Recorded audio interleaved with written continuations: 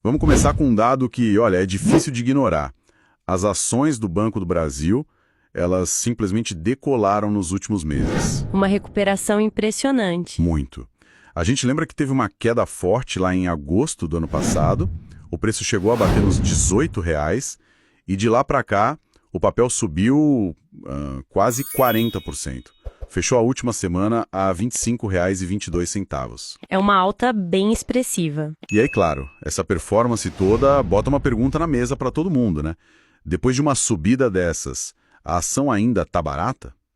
Será que ainda tem espaço para subir ou a festa já acabou? Exatamente. Acho que o nosso papo aqui hoje é justamente para tentar entender isso. Por um lado, você tem essa valorização enorme, por outro, um sentimento no mercado de que o preço ainda não reflete todo o potencial. Então a ideia é botar os números na mesa. Isso, sem achismo. A gente vai passar pela situação do agronegócio, que é assim, o coração do banco, né? Fundamental. Vamos ver o que o mercado espera dos resultados do quarto trimestre. Analisar a fundo o preço da ação, valuation e, claro, o que isso tudo significa para os dividendos lá em 2026. Perfeito. O objetivo é ter uma visão clara, baseada em dados, para entender se esse otimismo todo tem fundamento ou não. Ótimo. Então vamos começar por essa espinha dorsal do banco. O agronegócio. A gente sabe que o setor não está nos seus melhores dias. E o banco se posicionou sobre isso recentemente. Qual que é a visão oficial deles? Então, essa é a parte mais interessante. O Banco do Brasil descarta, assim com todas as letras, um cenário de crise generalizada. Ah, é? Sim. A visão deles, que eles repetem bastante, é que o setor enfrenta desafios pontuais, não uma crise sistêmica. Desafios pontuais. Essa é uma expressão que pode querer dizer muita coisa, né? O que seriam esses desafios na visão deles? E quem eles afetam? Boa pergunta. Segundo o banco, o problema está bem concentrado. Fica ali nos grandes produtores. Nos maiores. Exato.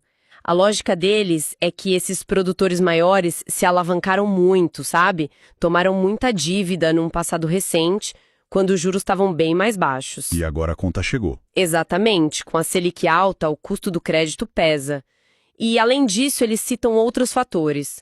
O clima, que não ajudou nas safras, a queda no preço de algumas commodities e um ponto que eles batem bastante, falhas de gestão em algumas dessas grandes fazendas. Entendi. Mas apesar desses desafios, eles se mantêm otimistas por longo prazo, certo? Sim, totalmente. A visão de longo prazo é positiva.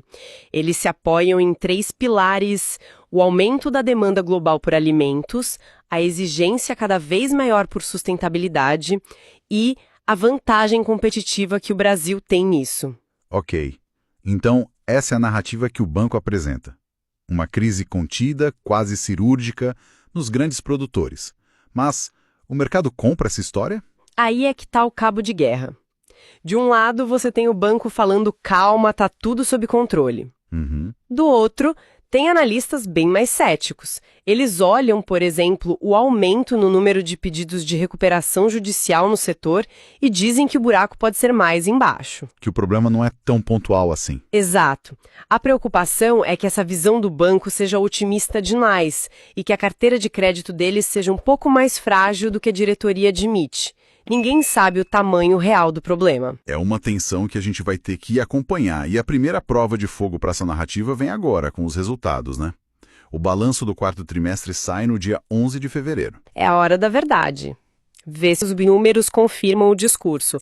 As expectativas do mercado, no geral, até que estão bem alinhadas. E o que elas dizem? O Bradesco BBI, por exemplo, está projetando um lucro líquido de 4 bilhões de reais para o trimestre. 4 bilhões. Isso. O Itaú BBA está um pouquinho mais otimista, esperando algo na casa de 4,1 bilhões. Certo. E colocando esses 4 bilhões em perspectiva, o que isso significa para o resultado do ano de 2025 como um todo? Significa tudo. O banco já acumulou um lucro de 14,9 bilhões de reais nos primeiros 9 meses de 2025. Se ele entregar um resultado perto desses 4 bilhões agora, ele consegue fechar o ano com um lucro total próximo de 19 bilhões. E com isso ele atinge a meta. Exato.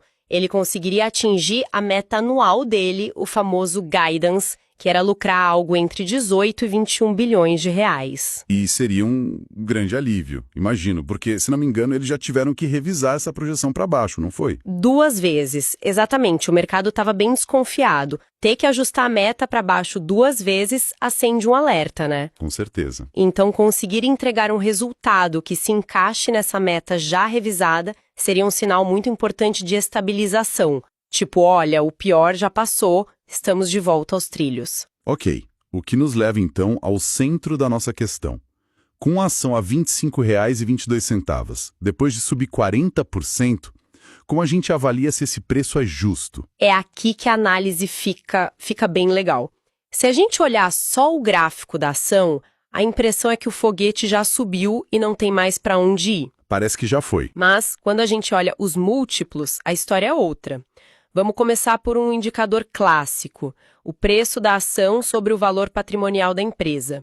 Hoje, o Banco do Brasil negocia a 0,79 vezes o seu valor patrimonial. Certo. E só para todo mundo entender, esse 0,79 significa o que na prática? É como se o mercado estivesse te dando a chance de comprar R$ 1 do patrimônio do banco por só 79 centavos. É a analogia perfeita, é exatamente isso. O valor de mercado da empresa inteira é 21% menor do que o valor contável de tudo que ela tem. Entendi. E para o Banco do Brasil, negociar abaixo de uma vez o valor patrimonial não é algo raro, mas 0,79 ainda está abaixo da média histórica dele. Já é um primeiro sinal de que não tem euforia no preço. Um sinal, mas não a resposta completa. Qual o próximo passo? O próximo passo, e o mais importante, é olhar para frente. Olhar a capacidade de gerar lucro. Para isso, a gente usa a relação preço-lucro, o PL. Certo. A gente projetou 3 cenários para o lucro de 2026, usando o preço de hoje. No pior cenário, vamos supor que o banco consiga lucrar 22 bilhões de reais em 2026. Ok. Nesse caso, o PL seria de 6,6 vezes. Então, PL de 6,6. E a pergunta-chave, isso é alto ou baixo? Se a gente colocar esse número do lado dos concorrentes privados, como Itaú e Bradesco, como o Banco do Brasil fica na foto? Ótima pergunta. É aí que está o pulo do gato. Historicamente, os grandes bancos privados no Brasil, que o mercado vê como mais redondos, com menos risco, negociam com PLs mais altos, na faixa de 8 a 10 vezes. Bem mais alto. Sim, então um PL de 6,6 para o Banco do Brasil significa que o mercado está exigindo um belo de um desconto para investir nele. Seja por ser uma estatal com risco político, seja pela exposição gigante ao agro. O mercado cobra mais barato. Exato. O mercado olha e diz, eu só pago mais barato por esse lucro. Então, o que você está dizendo é que, mesmo depois de subir 40%, o mercado ainda olha para o papel com uma certa desconfiança, precificando um risco maior. Exatamente. É aí que mora a oportunidade na visão dos mais otimistas. Eles olham para esse desconto e veem uma margem de segurança. E a coisa fica ainda melhor se o banco surpreender. Nos outros cenários. Isso. Num cenário mais realista, com um lucro de 24 bilhões de reais em 2026, o PL já cairia para 6,0 vezes. Já cai bem. E no cenário mais otimista de todos, com um lucro de 26 bilhões, esse múltiplo seria de apenas 5,5 vezes. Para um dos maiores bancos do país, é um número muito, muito baixo. Faz todo sentido. E esse PL baixo, esse desconto, geralmente se traduz numa coisa que o investidor de longo prazo adora: dividendos maiores em relação ao preço, certo? Direto ao ponto, é uma consequência matemática. Se o preço é baixo em relação ao lucro e a empresa distribui uma parte desse lucro, o seu retorno em dividendos, o yield, tende a ser maior. E o banco já sinalizou que pretende fazer em 2026. Já, sim. A política está bem clara, a intenção é distribuir 30% do lucro total, o famoso payout, e um detalhe legal é que eles pretendem fazer isso em 8 pagamentos ao longo do ano. O que ajuda a criar um fluxo de renda mais constante. Exatamente. Com essa política de 30% na mão, a gente consegue projetar quanto seria pago em cada um daqueles cenários de lucro, então. Conseguimos. E é importante a gente falar do valor bruto e do líquido, porque parte dessa grana vem como juros sobre capital próprio, o JCP, que tem imposto na fonte. Certo. Só para a gente lembrar rapidinho, o JCP, a grande diferença para o dividendo é o tratamento tributário, né? Basicamente, para a empresa, o JCP é ótimo, porque ela lança como despesa e paga menos imposto de renda. Para o acionista, o valor que ele recebe já vem com um desconto de 17,5% de imposto. O dividendo clássico não, ele já é isento para o investidor. Perfeito. Então vamos aos números. No pior cenário, com 22 bilhões de lucro, quanto pingaria na conta? Nesse cenário, o dividendo bruto projetado seria de R$ 1,15 por ação no ano.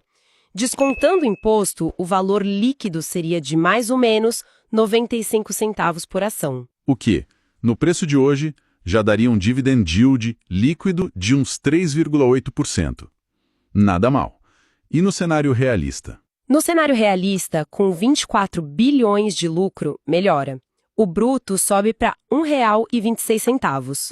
O líquido, nesse caso, ficaria em torno de R$ 1,03 por ação. Aí o yield já passa de 4%. Já passa de 4%. Líquido. E no melhor dos mundos, o cenário mais otimista. Aí a remuneração fica bem atrativa. Com lucro de 26 bilhões, o dividendo bruto vai para R$ 1,36 por ação, o que daria um pagamento líquido de R$ 1,12. E o yield vai para perto de 4,5%. Exato. Um retorno bem interessante. Ok, vamos amarrar tudo isso. A gente teve uma valorização muito forte, mas quando olhamos os múltiplos, principalmente o preço-lucro projetado, o papel ainda parece negociar com um desconto relevante. A visão do banco sobre o agro é otimista e as projeções de dividendos são interessantes. Exato. E isso leva a uma questão mais estratégica, né? O que fazer agora? Tentar adivinhar se a ação vai subir ou cair depois do balanço do dia 11? É futurologia. É futurologia. O mercado antecipa as coisas. Muitas vezes, quando a notícia sai, ela já está no preço. Isso me lembra muito uma frase do Charlie Munger. O sócio do Warren Buffett. Ele mesmo. Ele dizia que o grande dinheiro no mercado não está na compra ou na venda, mas na espera, na paciência. É a parte mais difícil. Sem dúvida. A ideia é focar nos fundamentos, na capacidade da empresa de gerar valor no longo prazo e não nas oscilações de humor do mercado no curto prazo. Uma ótima lição. E para fechar, acho que vale deixar uma reflexão. A gente viu que a tese otimista se apoia muito na visão de que os problemas no agro são pontuais e concentrados nos grandes produtores. Certo. A questão que fica no ar e que talvez seja o ponto mais importante para monitorar é: até que ponto a saúde financeira desses grandes produtores, que devem bilhões ao banco, pode eventualmente virar um risco mais sério para o balanço da instituição. Independentemente da saúde dos pequenos e médios, um calote de um gigante pode fazer um estrago. É essa interdependência que vai ditar o jogo para o Banco do Brasil nos próximos anos. Bem-vindos ao O Debate. Hoje, nosso foco é o Banco do Brasil. Depois de uma valorização bem expressiva de quase 40% desde agosto, com a ação batendo ali nos R$ 25,22, a pergunta é inevitável, né? Será que ainda há espaço para subir ou o bonde já passou? Eu vou defender que, se a gente olhar para frente, os indicadores mostram que o banco, sim, continua subvalorizado. Pois é, e eu vou argumentar que essa subida tão rápida, somada a alguns desafios bem claros no curto prazo, exige assim uma cautela maior do investidor neste exato momento. Olha, para mim, o ponto crucial está nas projeções para 2026. Mesmo com esse preço atual, a avaliação futura do banco parece muito atraente. Se a gente pegar a relação preço-lucro, por exemplo, que basicamente mede quanto o mercado paga por cada real de lucro. Os números são baixos. No pior cenário projetado, com um lucro de 22 bilhões de reais, esse múltiplo ficaria em 6,6. Isso é historicamente barato para uma instituição desse tamanho, sabe? E, além disso, o banco ainda negocia abaixo do seu valor patrimonial, com o índice preço sobre valor patrimonial de 0,79. É como comprar o banco com 21% de desconto sobre o que ele vale em ativos. Entendo o seu ponto, mas eu vejo a situação por um ângulo um pouco diferente. Uma alta de quase 40% em poucos meses, saindo lá da casa dos R$ 18. Isso não pode ser ignorado. Esse tipo de movimento tão rápido, muitas vezes, já coloca no preço um otimismo que, assim, talvez não se sustente. E o contexto reforça essa minha cautela. O banco revisou o guidance dele, quer dizer, a própria projeção oficial de lucro para 2025, para baixo. E não foi uma, mas 2 vezes. A faixa que era de 37 a 41 bilhões de reais, agora está entre 18 e 21 bilhões de reais. É uma queda enorme. E para completar, a própria liderança da empresa está admitindo desafios pontuais e dificuldades de fluxo de caixa no agronegócio, que é o coração do resultado deles. Comprar agora é meio que fechar os olhos para esses sinais, né? Sim, eu entendo a preocupação com o curto prazo, mas essa visão pode ser um pouco imediatista. Os múltiplos projetados são a melhor ferramenta que a gente tem para olhar além do ruído de agora. Um preço-lucro entre 5,5 e 6,6, como está projetado para 2026, indica que mesmo que o próximo resultado trimestral venha fraco, muito desse pessimismo, talvez, já esteja refletido no preço atual da ação. Certo, mas esses múltiplos que você menciona, eles dependem de um futuro que está longe de ser garantido. O histórico recente de revisões para baixo no guidance mina um pouco a confiança nessas projeções, não acha? Como é que a gente pode confiar cegamente nos números de 2026, quando os de 2025 já foram, assim, cortados quase pela metade? O risco de uma decepção na divulgação do balanço agora em 11 de fevereiro é bem concreto e pode sim causar uma correção nos preços. É uma leitura possível, sem dúvida, mas eu enxergo a questão do agronegócio por outro ângulo. A mesma liderança que aponta essas dificuldades de agora também reforça uma visão muito positiva a médio e longo prazo. E essa visão se apoia em pilares muito sólidos. A demanda global por alimentos, que não para de crescer, a transição para uma produção mais sustentável e a vantagem competitiva que o Brasil tem nesse setor.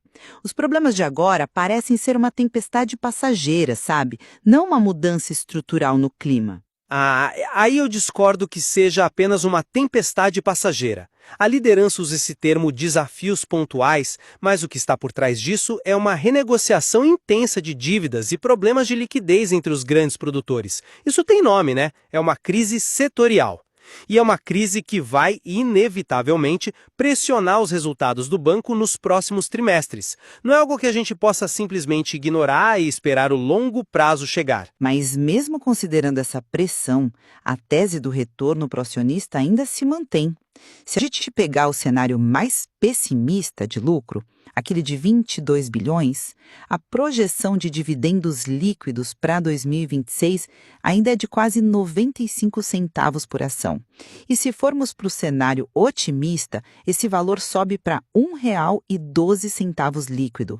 E isso considerando um payout, ou seja, a fatia do lucro que é distribuída de só 30%. Ok, mas vamos colocar esse dividendo em perspectiva, então. No seu cenário pessimista, esse retorno em dividendos dá mais ou menos 4,6% sobre o preço de hoje. É um retorno, assim, modesto. O investidor estaria aceitando essa remuneração para assumir todo o risco de um balanço que pode vir fraco e de uma crise no principal setor de atuação do banco?